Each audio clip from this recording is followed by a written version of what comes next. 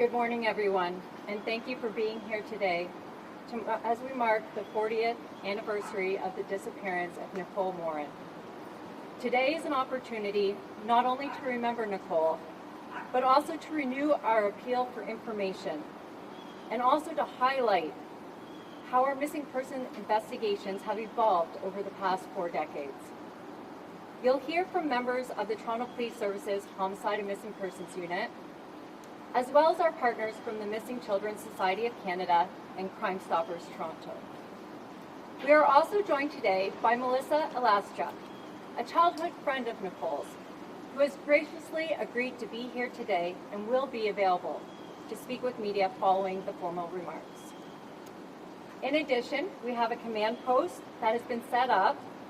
Officers from the Emergency Management and Public Order, the Missing Persons Unit, and 22 Division are available to speak with members of the community who may have questions, or also maybe they'd like to know more about how our missing persons investigations are handled today.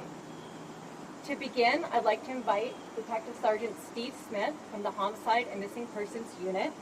He will be speaking on behalf of the Toronto Police Service. Detective Sergeant.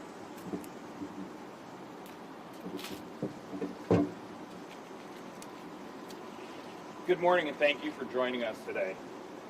It's been 40 years since 8-year-old Nicole Morin went missing from this building right behind us. She was on the way to meet a friend for a swim and never made it. Despite one of the most extensive searches in Toronto police history, Nicole remains missing. Today we're here to remember Nicole, to support those who continue to carry this loss, and to make a renewed appeal for any information. The Toronto Police are announcing a $50,000 reward for the location of Nicole Morin. This reward will be valid for a period of 1 year. If you know something, anything, that could help bring answers, we ask you to come forward. This case is not closed. It has never been forgotten, and it only takes one piece of new information to make that difference. We are also using this opportunity to speak more broadly about missing persons investigations. Since 1985, our practices have evolved.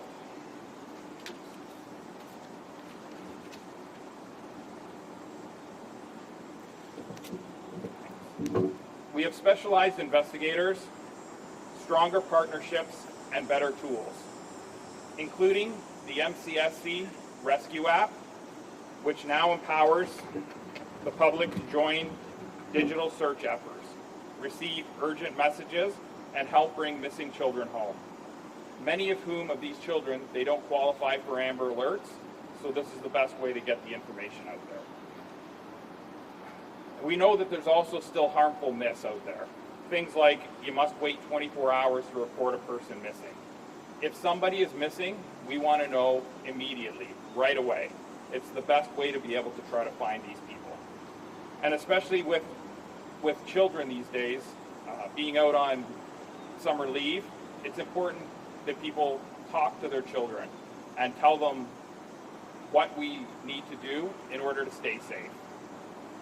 And again, there is no 24-hour rule in reporting people missing.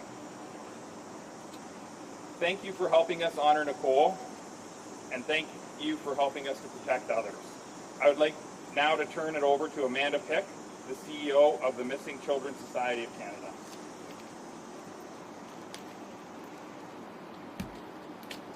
Good morning.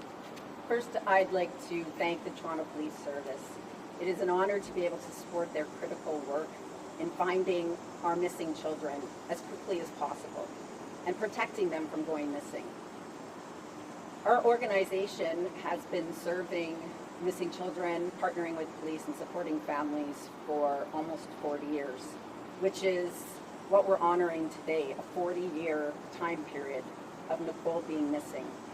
And over the time that I've been at the organization, I can tell you there's 2 things that people say to me consistently. One is, I can't imagine if my child was missing. And today I'm going to ask you to please imagine that. Imagine that it was your child. Imagine that it was your neighbor's child, or your niece or your nephew. Imagine that you are the person that could bring a missing child home. And imagine that you are the person that has information that could bring Nicole home.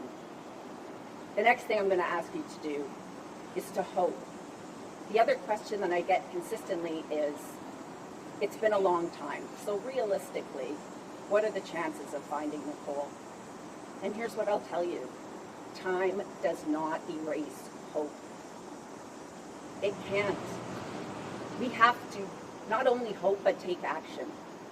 And together we can make a significant difference in protecting our children. If a child goes missing, you can be ready by activating the MCSC Rescue app, and we'll share more information about that. But what I'm asking you today is be brave.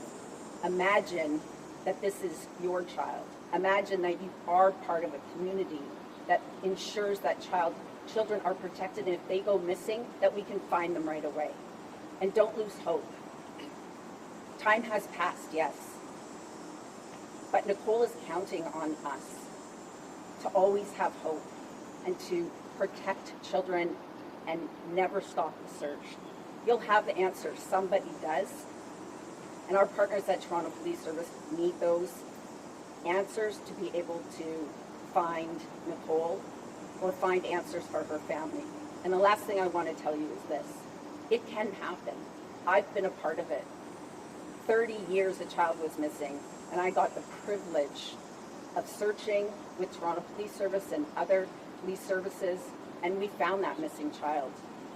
It's not impossible. It just takes a community that cares. So I thank you for caring, and I thank the Toronto Police Service for their incredible partnership and the work that we get to do in terms of supporting the efforts and protecting children. Thank you. Thank you. Good morning, everybody. On a sunny July morning just like today, in 1985, 8-year-old Nicole Morin walked out of her apartment in this very building and has not been seen since. This year marks 40 years since Nicole's disappearance, and still her family, friends, and the Toronto community have no answers. Today, we stand together to ask the citizens of Toronto, especially those who lived in this building and community at the time, to take a moment to think back to that day. Ask yourself, did you see something? Did you hear something?